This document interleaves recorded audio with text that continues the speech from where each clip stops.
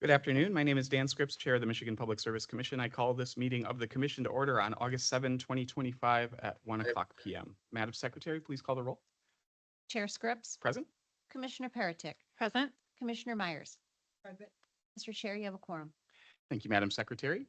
Today's meeting is being held in person at the Commission's office at 7109 West Saginaw Highway in Lansing, Michigan. We are also hosting this meeting remotely using Microsoft Teams. Telephone relay service is available through the phone option. If you are participating via Microsoft Teams, you may also turn on the live captions by clicking on the More button at the top right of your Teams window, then clicking on Language and Speech from the drop-down menu, and finally clicking on Turn on Live Captions. As indicated in the notice for today's meeting, if we lose the remote connection, the Commission will not recess. The meeting will, however, be recorded and available for future reference on the Commission's website. In addition, the Commissioners can receive comments via LARA, LARA-MPSC commissioners@michigan.gov. That's LARA-MPSC commissioners@michigan.gov. And for reference, this email is also included in today's meeting notice. We will have an opportunity for the public to make comments as provided in the agenda. A few notes about this. Comments are limited to 3 minutes and one per person. If you would like to make verbal comment, you must do so in person or remotely through Microsoft Teams or by calling into the meeting by phone. For individuals attending in person and who want to make a verbal comment, please fill out a comment card. They are available at the front table near the podium. For individuals participating remotely by Microsoft Teams and who want to make a verbal comment, you may click on the raise hand button at any time to be queued up for comment. For individuals participating remotely by phone and who want to make a verbal comment, you may press *5 at any time to be queued up for comment. Public commenters on both Microsoft Teams and on the phone are added to the same speaker queue and will be called upon in the order that they enter the speaker queue. So please do not lower your hand or press *5 again, or you'll be removed from the queue and lose your place in line. And finally, to minimize disruptions, attendees participating by Microsoft Teams or by phone will be muted until we reach the time for public comment. Before we begin the meeting's business today, I want to express a special welcome to Commissioner Shaquilla Myers, who is participating in her first meeting as a commissioner. Commissioner Myers brings deep policy expertise, having served as Chief of Staff to Lieutenant Governor Gilchrist, where she was actively involved in Michigan's efforts on broadband expansion, a trusted senior advisor to Governor Gretchen Whitmer, where she was instrumental in infrastructure policy, and as Chief of Staff to House Speaker Joe Tate, she helped negotiate the 2023 energy reforms, the 2024 MEEP expansion law, and countless others. We often say that the Michigan Public Service Commission is a creature of statute, and we're excited to have someone that has been so instrumental in enacting the statutes join us to help implement them and oversee the statutory framework that we've been entrusted with. So Commissioner Myers, speaking for myself and Commissioner Peritick, welcome, and we're excited to work with you. Thank you, Chair Scripps and Commissioner Peartick. I have to say thank you to you and the wonderful staff at MPSC. You guys have made my transition a very comfortable and easy, and your willingness to welcome me in has been very much appreciated. Thank you. Glad to have you here. With that, the first order of business is the approval of the agenda for today's meeting. I move for the approval of the agenda for today's commission meeting. I second the motion. Is there any discussion? We'll now have a vote on the motion to approve today's agenda. All those in favor of the motion say aye. Aye. Aye. Aye. Are there any opposed? That motion carries by a unanimous vote and the agenda is approved. The next item of business on the agenda is approval of the minutes from the July 10, 2025 commission meeting. I move for the approval of the minutes from the July 10, 2025 commission meeting. I'll second that motion. Is there any discussion? We'll now have a vote on the motion to approve the minutes from the July 10, 2025 commission meeting. All those in favor of the motion say aye. Aye. Aye. Any opposed? And are there any abstentions? I abstain since I was not present at the July 10th, 2025 meeting. Thank you, Commissioner. The meeting carries by a unanimous vote of the two commissioners voting on this matter. The commission meeting minutes of July 10, 2025 are approved. The next item of business on the agenda is the approval of the orders on the consent agenda. And today the commission is assisted by Staff Attorney Jana Bachman. And I recognize Ms. Bachman. Good afternoon. Today's consent agenda consists of 1 communications matter, 6 electric matters, and 2 gas matters. The proposed orders for these matters have been thoroughly vetted by the Commission's technical and legal staff and are ready for your approval. Thank you, Ms. Bachman.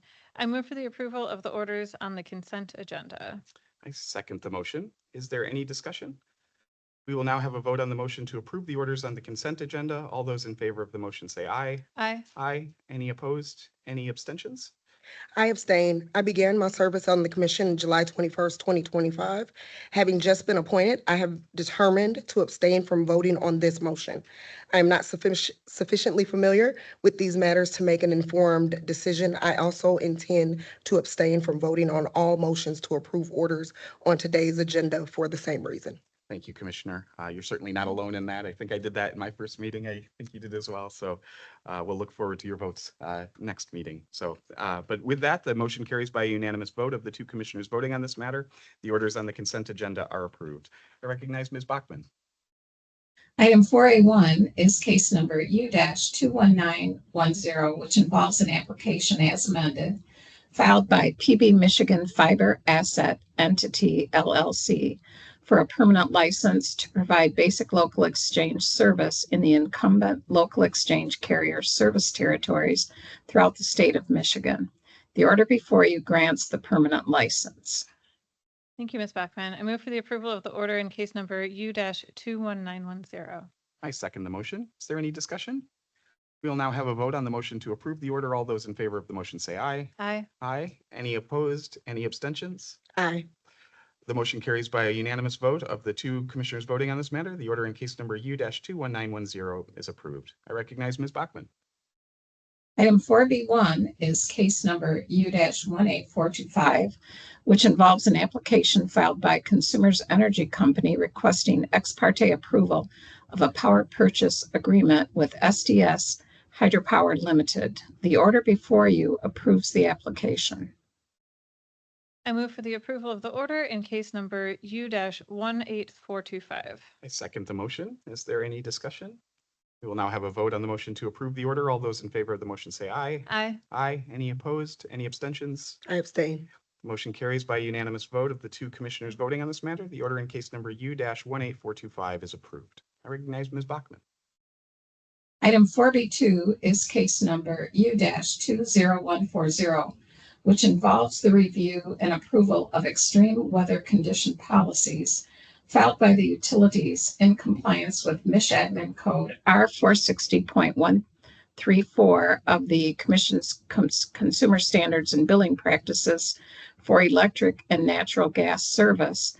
The order before you invites comment on related issues and directs the Commission staff to hold a technical conference and to file a report providing recommendations to the Commission. I move for the approval of the order in case number U-20140. I second the motion. Is there any discussion? Yeah, thank you, Chair. I would like to thank all of our staff for their work on reviewing and suggesting potential modifications to our extreme weather policies for all regulated energy companies. With the more frequent and extreme hot and cold temperatures that we've been experiencing in Michigan, we realized it was time to review our policies that our regulated electric and natural gas utilities follow on suspending shutoff services, suspending service shutoffs during periods of extreme temperatures. In the order before us, we're asking a series of questions about best practices and would like to get recommendations from any interested party for if or how these extreme weather policies should be modified. For example, I would like to know what temperature thresholds should be used, whether the policies should be uniform across the state or whether they should vary by utility, how long protection should be in place after the extreme weather event, and what assistance measures utilities are providing to customers during the extreme weather and how it's communicated. If you'd like to submit your own suggestions for us to consider, please submit comments into this docket, that's 20140, by September 18th. Reply comments will be due by October 16th, and we plan to host a technical conference examining the policies, recommendations, and proposed changes before December 1st of this year. This is quite an active docket right now, and I'd love as much participation as we can get to make sure that we get these important policies right. Thank you, Commissioner Peretick. We will now have a vote on the motion to approve the order. All those in favor of the motion say aye. Aye. Aye. Any opposed? Any abstentions? Aye. The motion carries by unanimous vote of the two commissioners voting on this matter. The order in case number U-20140 is approved. I recognize Ms. Bachman. Item 4B3 is case number U-21090, which involves an application filed by Consumers Energy Company requesting ex parte approval of power purchase agreements with Grand Basin Energy Storage LLC, Hackett Energy Storage LLC, and Lakeside Energy Storage LLC. The order before you approves the application. I move for the approval of the order in case number U-21090. I second the motion. And before we vote on this, just to note that each of these storage projects is a 100 megawatt storage project. So the three in front of us today will ultimately add 300 megawatts of energy storage onto Michigan's grid. I appreciate the companies bringing these projects forward and the staff's review of the projects. It's a significant step forward towards meeting the energy storage target that was included in the 2023 energy laws, and ultimately gives us greater flexibility on our grid. So happy to support the motion that's in front of us today. Is there any additional discussion? We will now have a vote on the motion to approve the order. All those in favor of the motion say aye. Aye. Aye. Any opposed? Any abstentions? Aye. Motion carries by a unanimous vote of the two commissioners voting on this matter. The order in case number U-21090 is approved. Recognize Ms. Bachman.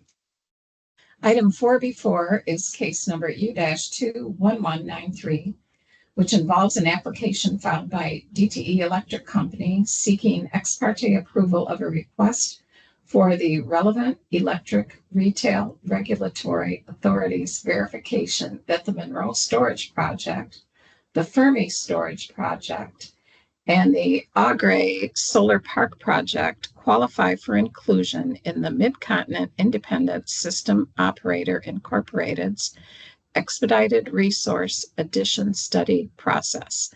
The order before you approves the application.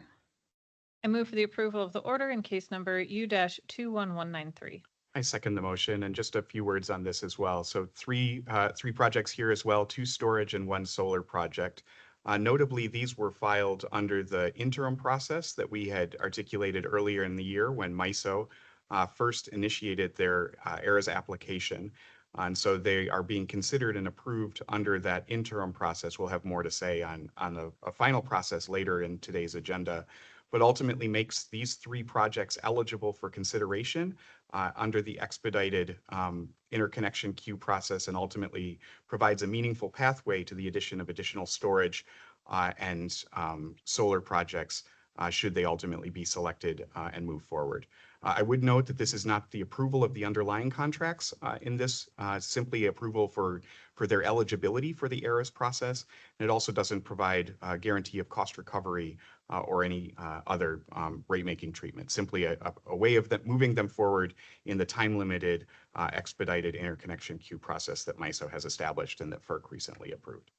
Is there any additional discussion? We will now have a vote on the motion to approve the order. All those in favor of the motion say aye. Aye. Aye. Any opposed? Any abstentions? Aye. The motion carries by a unanimous vote of the 2 commissioners voting on this matter. The order in case number U-21193 is approved. Recognize Ms. Bachman. Item 4B5 is case numbers U-21509 et al., which involve an application filed by Alger Delta Cooperative Electric Association, Cherryland Electric Cooperative, Great Lakes Energy Cooperative, Homeworks Tri-County Electric Cooperative, Midwest Energy and Communications, Ontonagon County Rural Electrification Association, Presque Isle Electric and Gas Co-op, and Thumb Electric Cooperative of Michigan, individually and collectively, for waivers from certain service quality and reliability standards.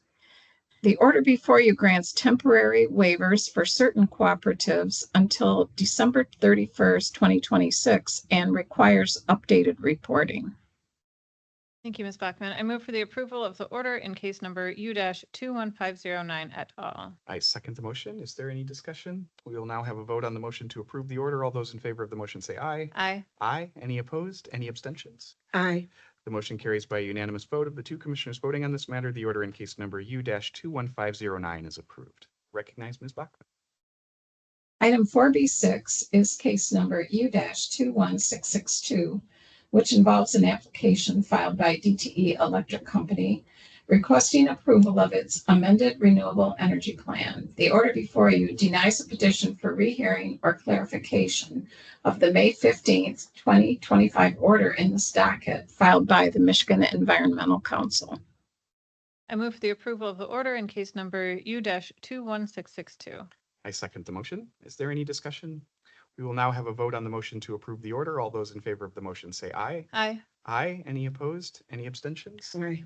Motion carries by unanimous vote of the two commissioners voting on this matter, and the order in case number U-21662 is approved. I recognize Ms. Bachman.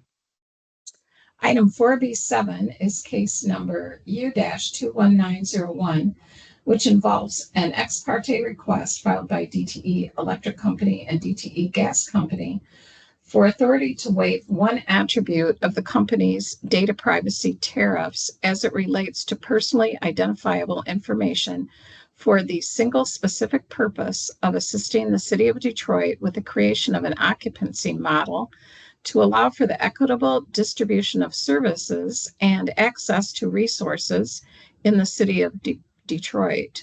The order before you approves the waiver effective on the date of this order and continuing until 5 p.m. Eastern Time on December 31st, 2028. I move for the approval of the order in case number U-21901. I second the motion. Is there any discussion? We will now have a vote on the motion to approve the order. All those in favor of the motion say aye. Aye. Aye. Any opposed? Any abstentions? Aye. The motion carries by a unanimous vote of the two commissioners voting on this matter. The order in case number U-21901 is approved. I recognize Ms. Bachman. Item 4B8 is case number U-21902, which involves a matter on the Commission's own motion to establish a process for addressing requests filed under the Mid-Continent Independent System Operator Incorporated's Expedited Resource Addition Study Tariff. The order before you adopts a process for addressing requests filed pursuant to that tariff. I move for the approval of the order in case number U-21902. I second the motion, and just a few comments here as well. The ARIS tariff was ultimately approved by FERC, and it requires the sign off of the local state public utility commission in most instances for projects to be eligible for consideration for the expedited resource addition interconnection queue process. So this provides a framework for how that process will work in Michigan. We are, as I think most know, a little different in that we have both 90% bundled load and then 10% that participates in retail open access. Wanted to make sure that we were addressing both of those elements, as well as the process for independent power producers that are also eligible to bring forward projects under the ARIS process. Notably, for the investor-owned utilities, the projects that would be eligible for consideration for fast-tracked interconnection through the MISO ARIS process must be consistent with approved plans. So those could be renewable energy plans, integrated resource plans, and others. But to ensure that there's consistency between state policy and the projects ultimately being considered for expedited consideration under this process. And so I think it provides a meaningful opportunity to move those projects forward. And we saw obviously 3 projects from DTE under the interim framework that we had in place, and the 3 projects that I mentioned earlier that we approved, the underlying projects for Consumers Energy would also be then eligible under this process. And I expect that we'll see a significant number of those projects ultimately be proposed, and I would expect and hope that they would ultimately move forward through that process and provide real benefits to Michigan's grid going forward. So excited to have this order in front of us and appreciate the work of the companies and the intervening parties who provided comment in really, I think, making the process here robust and truly reflective of Michigan's unique regulatory environment. Is there any additional discussion? We will now have a vote on the motion to approve the order. All those in favor of the motion say aye. Aye. Aye. Any opposed? Any abstentions? Aye. The motion carries by unanimous vote of the two commissioners voting on this matter. The order in case number U-21902 is approved. I recognize Ms. Bachman. Item 4B9 is case number U-21937, which involves an application filed by Consumers Energy Company requesting ex parte approval of revisions to the company's voluntary green pricing program tariffs. The order before you approves the application. I move for the approval of the order in case number U-21937. I second the motion. Is there any discussion? Yeah, thank you, Chair. I'd just like to highlight a few of the changes that are being made to Consumers Energy's voluntary green pricing tariff that are in the order before us. If approved, this order will expand the definition of income qualified customer under the utilities green giving program so that the program can be extended to more customers. The Green Giving Program uses sponsored funds to provide access to the benefits of renewable energy projects, including savings on utility bills, at no cost to eligible customers who enroll. This order also expands the definition of income qualified customer to include those who are participating in additional programs. It also removes a 12-month enrollment requirement for full-service residential customers participating in Consumers Renewable Energy Program, which will allow additional financial flexibility to residential customers and encourage additional enrollments in the program. It also clarifies that the program is available to metered and unmetered customers, which would support municipalities participating if they're interested. And finally, it removes an exclusion from eligibility for customers receiving benefits from the company's affordable resource for energy, low-income assistance credit, and the percentage of income payment plan programs. Michigan has some of the strongest voluntary green pricing programs in the country, with over 100,000 customers enrolled in the state, and includes the largest contract ever signed in the country for voluntary green power, which is a 650 megawatt deal between Ford and DTE, which just broke ground this past April. These changes that are in the order before us for Consumers Energy voluntary green pricing programs are great steps to make Michigan's programs even stronger. Thank you, Commissioner Paratek. Fully agree with all of that and excited to see these, I think, important improvements in this particular BGP offering. We will now have a vote on the motion to approve the order. All those in favor of the motion say aye. Aye. Aye. Any opposed? Any abstentions? Aye. Motion carries by a unanimous vote of the two commissioners voting on this matter. The order in case number U-21937 is approved. I recognize Ms. Bachman. In case 4B10, item 4B10 is case number U-21939, which involves a matter on the Commission's own motion to open a docket to explore potential changes to Mich Admin Code R460.130A, Critical Care Customer Shutoff Protection. The order before you directs the Commission's Critical Care Collaborative to continue to explore potential changes to the rule and directs the Commission staff to file a report in this docket by March 27th, 2026. I move for the approval of the order in case number U-21939. I second the motion. Is there any discussion? We will now have a vote on the motion to approve the order. All those in favor of the motion say aye. Aye. Aye. Any opposed? Any abstentions? Aye. Motion carries by a unanimous vote of the two commissioners voting on this matter. The order in case number U-21939 is approved. I recognize Ms. Bachman. Item 4C1 is case number U-21065, which involves an application filed by DTE Gas Company seeking authority to reconcile the cost and revenues associated with its gas cost recovery plan for the 12 months ended March 31st, 2023. The order before you approves the application as modified.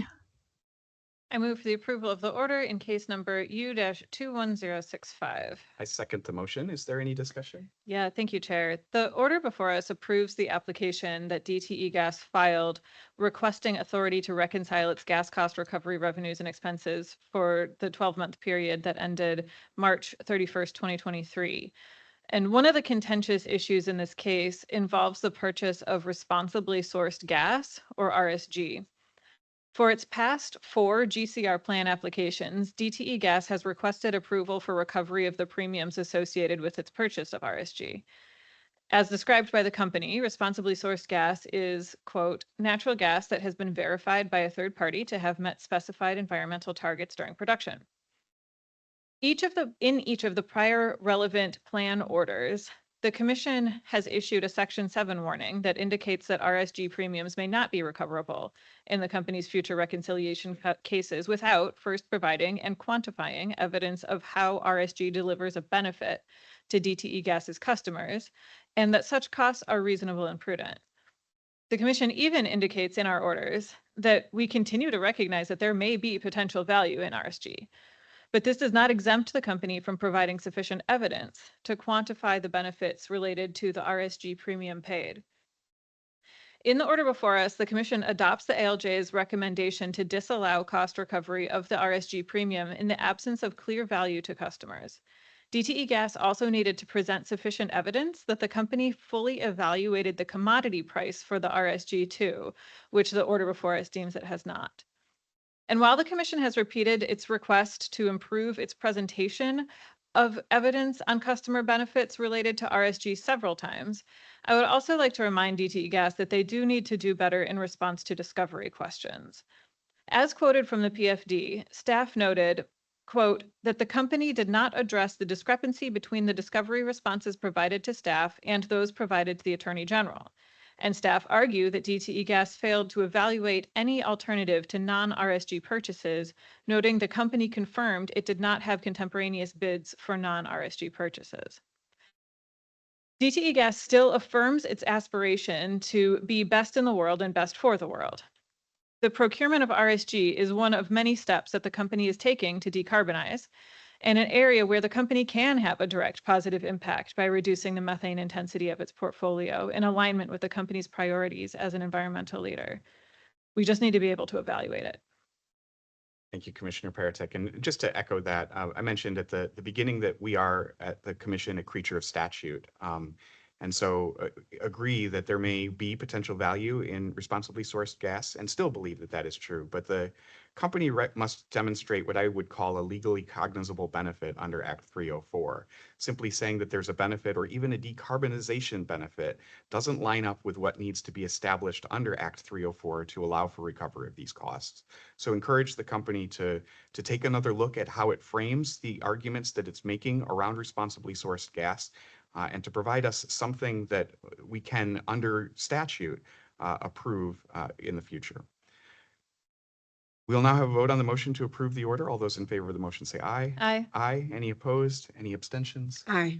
The motion carries by unanimous vote of the two commissioners voting on this matter. The order in case number U-21065 is approved. We've now reached the time reserved for members of the public to address the commission. As mentioned in the notice for today's meeting, we will take public comments in the following order. First, from individuals attending in person, and then from individuals participating remotely, either through Microsoft Teams or the phone, who have entered the speaker queue. As a reminder, this public comment period is for commissioners to listen to comments and concerns, but not to answer specific questions. When providing comment, please indicate your name and where you live so that we have that for our records if you're willing to provide that information. And again, please limit comments to one per person and keep them brief, no longer than 3 minutes, so we have a chance to hear from all who would like to comment. We do have one comment card from Carol Sanborn. Ms. Sanborn.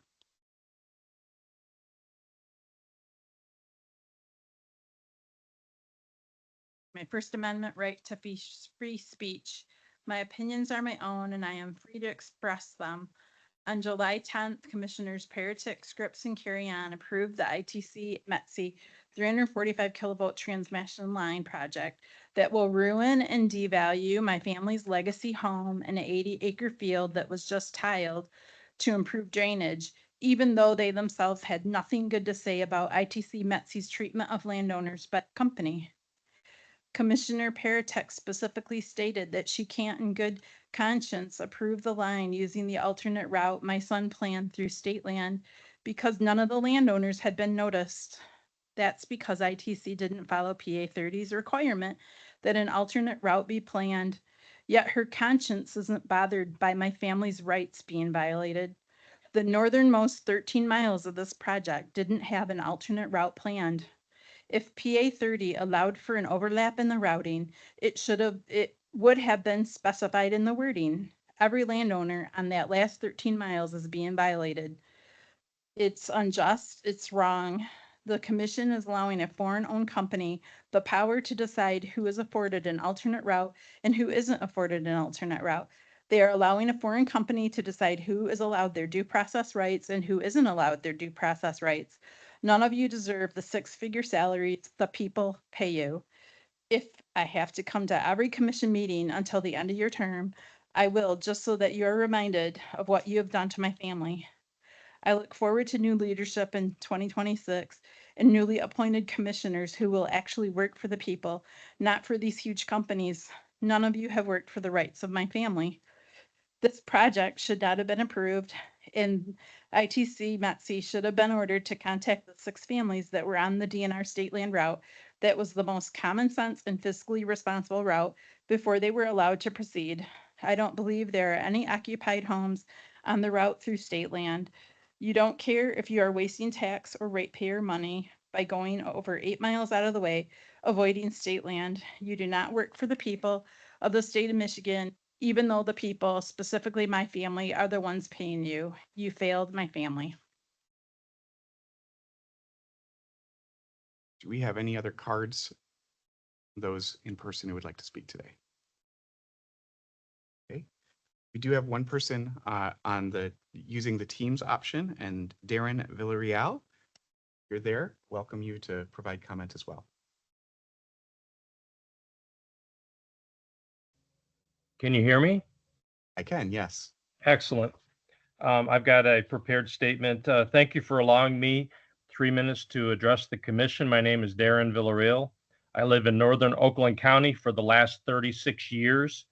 We have endured over 400 extended power outages over those 36 years, and I find that unacceptable.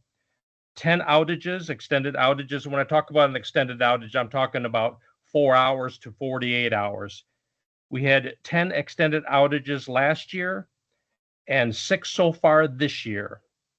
DTE continues to talk about making progress in delivering reliable power, but time and time again, they fail. We have listened to DTE make empty promises over the last 36 years. DTE is always talking about what will happen over the next 5 years. Nothing but lip service, in my opinion. DTE is a reactive company. They continue to fix what breaks instead of investing in long-term solutions. In 2024, I called DTE over 50 times to the customer care department and filed countless complaints with the commission, the Michigan Public Service Commission. Finally, in late November 2024, DTE agreed to address our power issues that impacts not only myself, but 60 of my neighbors. For 2 solid weeks in December, 18 men and 2 supervisors trimmed trees in my area between Bald Eagle Lake Road and Ortonville.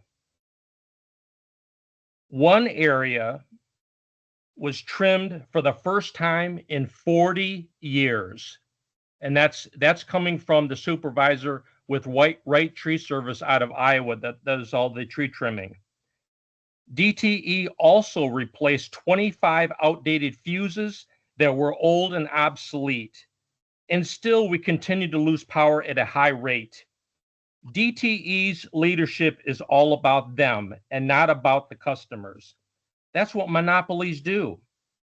In the 10 years since 2015, DTE was granted rate increases that amount to $2 billion annually. And what is so terribly disturbing is that $1 billion will be paid out in the form of dividends to stockholders in 2025. Greed is clearly evident at the top of DTE. The current CEO makes 4 times more than his predecessor. His pay package for 2024 was 22.5% higher than 2023, an increase of over $2.2 million more than in 2023. That unchecked greed must end. Consumers are paying for this, and that must change. Finally, my closing statement is please hold DTE accountable for 2026. Stop granting rate increases. $575 million or an 11% rate increase for 2026 is unacceptable.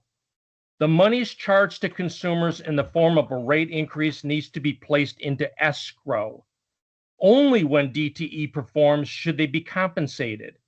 I ask the commission to get tough on DTE, hold them accountable, make them sweat, make them act like a competitive company. Lastly, DTE will address the residents of Groveland Township, where I live, for 2 hours on August 21st. Citizens are fed up with DTE's empty promises.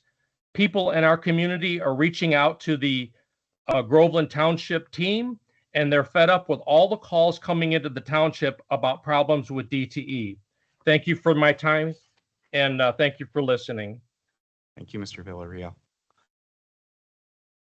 Don't see any additional hands or virtual hands, and so we'll conclude the public comment period of today's meeting.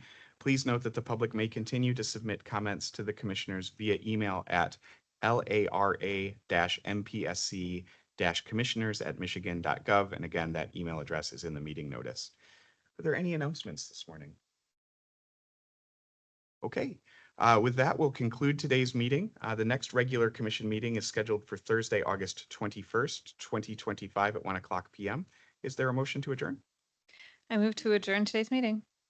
Second the motion. We will now have a vote on the motion to adjourn the meeting. All those in favor say aye. Aye. Aye. Any opposed? The motion carries by a unanimous vote. The meeting is adjourned. Thank you.